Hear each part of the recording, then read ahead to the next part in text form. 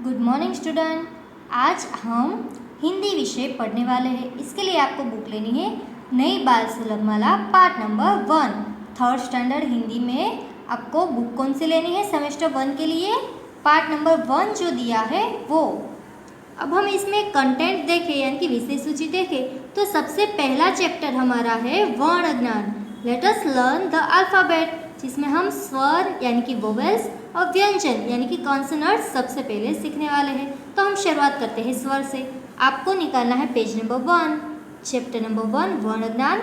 Let's learn the alphabet. हम सबसे पहले क्या सीखेंगे बच्चों? स्वर यानी कि वोवेल्स। जैसे हम गुजराती में सबसे पहले स्वर और व्यंजन सीखते हैं कि जिससे हम गुजराती पढ़ना सीख सकें, तो उसी तरह से हिंदी में भी हमें क्या सीखना है? सबसे पहले स्वर और व्यंजन, जो आप सेकंड स्टैंडर्ड में सीख ही चुके हैं।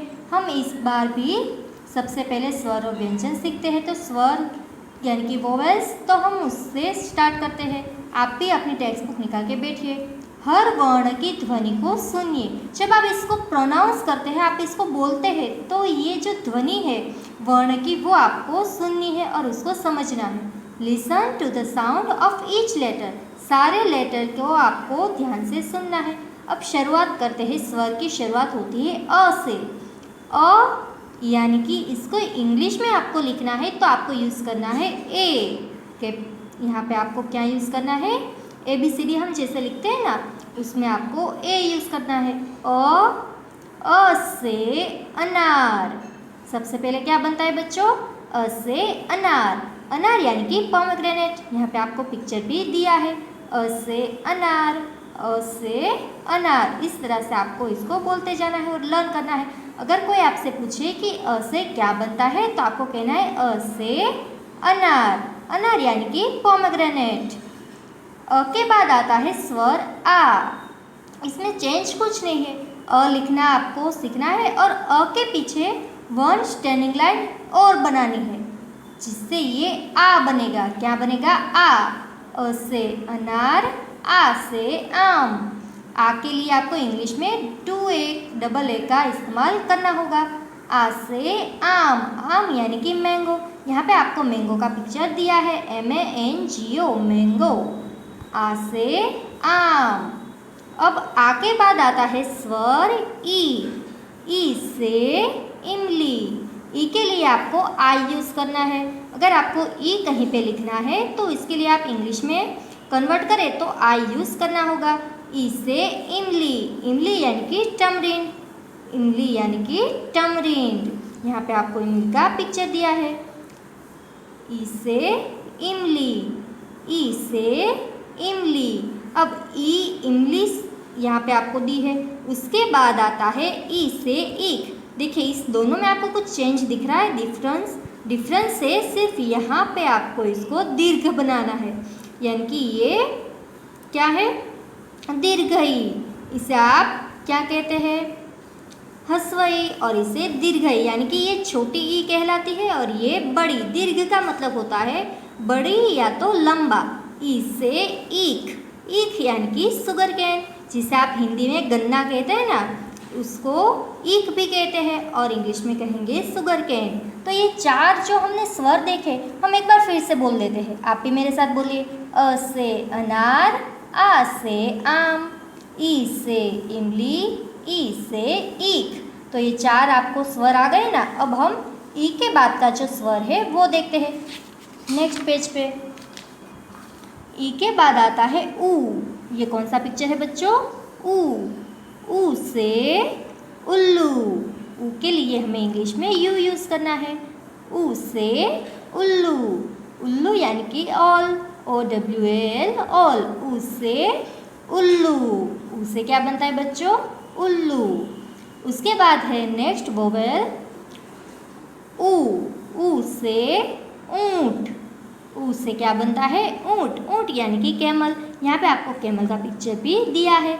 ऊ से ये बड़ा ऊ होता है, ये ह्रस्व ऊ है और ये दीर्घ ऊ। इसके पीछे आपको सिर्फ ये जो दीर्घ की साइन है वो आपको करनी है। इसके लिए इंग्लिश में डबल ओ यूज़ होता है। ऊ से उल्लू, ऊ से ऊंट। ये दो ऊ हमने सीख लिए। अब जो दीर्घ ऊ है उसके बाद का लेटर है री, क्या कहते हैं बच्चों इसको? री। री से ऋषि, री से ऋषि। ऋषि यानी कि से जो संत होते हैं वो, उसको हम ऋषि भी कहते हैं, री से ऋषि। अब आप सोच रहे होंगे कि हम गुजराती में रू कहते हैं इसको, तो हिंदी में री क्यों? लेकिन आपको जब हिंदी का आप हिंदी री का प्रोनाउंस करें तो आपको क्या स्पेलिंग लेनी है? आर आ यानी कि री। रू आप इसके गुजराती में कह सकते हैं, लेकिन हिंदी में आपको क्या कहना है? री। री से ऋषि, क्या कहेंगे हम? री से ऋषि। अब हम देखते हैं ए, री के बाद आता है ए। ए से एक, ए से क्या बनता है बच्चों? एक। एक यानी कि one, O N E one. A के लिए आपको ई का इस्तेमाल करना है, ए से एक। उसके बाद है ए से ऐनक, ये क्या बनता है? ऐ से ऐनक, और इसके लिए स्पेलिंग ए और ई इस्तेमाल करनी है। ऐनक यानी कि स्पेक्टेकल्स, क्या बनता है बच्चों? ऐनक से स्पेक्टेकल्स, इसको इंग्लिश में स्पेक्टेकल्स कहते हैं। तो ये हमने ई के बाद का जो स्वर है, व्यंजन है, स्वर वो देखा। उ से उल्लू, ऊ से ऊंट, री से ऋषि, ए से एक, ए से ऐनक। अब लास्ट 4 स्वर है वो हम देखते हैं। ओ, ओ से ओखली, ओ से क्या बनता है बच्चों? ओखली। ओ के लिए आपको इंग्लिश में भी ओ इस्तेमाल करना है। ओखली यानी कि मोटर, क्या कहते हैं? ओखली यानी कि मोटर। ओ से ओखली। औ से औरत। यहाँ पे जो हमने ओ लिखा है उसके पास हमें क्या करना है? एक क्रॉस लाइन और बढ़ा देनी है, तो उसके लिए हम इंग्लिश में यूज़ करेंगे ए डब्ल्यू, औ। औ से औरत, औरत यानी कि वुमन, यहाँ पे आपको पिक्चर भी दिया है। औ के बाद आता है और इंग्लिश में स्पेलिंग बनेगी यू एन जी। से अंगूर, से अंगूर, GRAPS, ग्रेप्स। अंगूर को इंग्लिश में कहते हैं ग्रेप्स। और लास्ट स्वर यहाँ पे दिया है अह से बनता है AHA, अह से प्रातः। ये जो अ के पीछे आपको 2 डॉट दिए हैं वो क्या कहलाते हैं? विसर्ग। विसर्ग अह। जैसे हमने अ के ऊपर ये डॉट देखा तो उसे क्या कहते हैं बच्चों? अनुस्वार। अ के ऊपर जो ये डॉट होता है वो अनुस्वार कहता है, जिसे हम म के तौर पे यूज़ करते हैं। और ये जो डॉट है उसका हम उच्चार करेंगे म, क्या कहेंगे इसको? उसी तरह से अ के पीछे 2 डॉट है वो विसर्ग कहलाते हैं। अविसर्ग अह, जिसको हम ह के रूप में प्रोनाउंस करेंगे अ प्लस ह, तो अह से प्रातः। क्या बनता है? अह से कोई शब्द की शुरुआत नहीं होती है, उसको शब्द के बीच में या तो लास्ट में लगाया जाता है, इसलिए यहाँ पे प्रातः यानी कि मॉर्निंग का दृश्य दिखाया गया है। जब सुबह होती है तो उसका दृश्य यहाँ पे आपको दिखाया गया है। सन निकला हुआ है और चारों ओर खुशनुमा छाई हुई है। प्रातः का मतलब होता है मॉर्निंग, अह से प्रातः। तो यहाँ पे हमारा जो स्वर की समझ है वो कंप्लीट होती है, पूरी होती है। आपको भी ये समझ में आ गया होगा। अब हम नीचे देखते हैं, यहाँ पे अ से लेके अह तक के स्वर जो हमने अभी सीखे वो यहाँ पे आपको लाइन वाइज दिए गए हैं।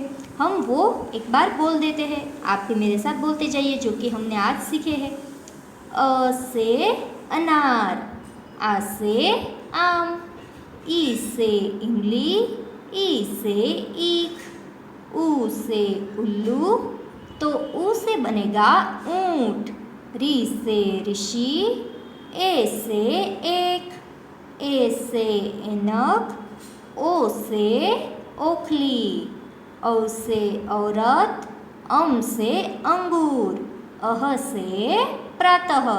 तो ये हमने स्वर जो अभी सीखे उसका यहाँ पे जो कंक्लूज़न है वो आपको अभी सीख लिया होगा आपने। अब हम एक बार फिर से जो पिक्चर के साथ दिए हैं वो एक बार बोल देते हैं, आप भी मेरे साथ बोलते जाइए। अ से अनार, आ से आम, ई से इमली, ई से ईख।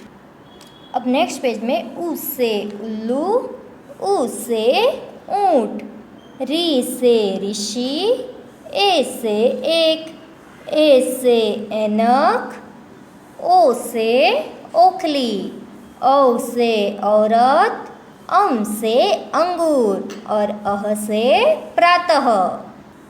तो यहाँ पे हमारा जो स्वर का पोर्शन है वो कंप्लीट होता है। बच्चों आपको भी ये जो चैप्टर 1 का पोर्शन है स्वर यानी कि वोवेल्स अ से अह तक वो आपको लर्न करना है और बोलना भी सीखना है। नेक्स्ट वीडियो में हम स्वर लिखना सीखेंगे।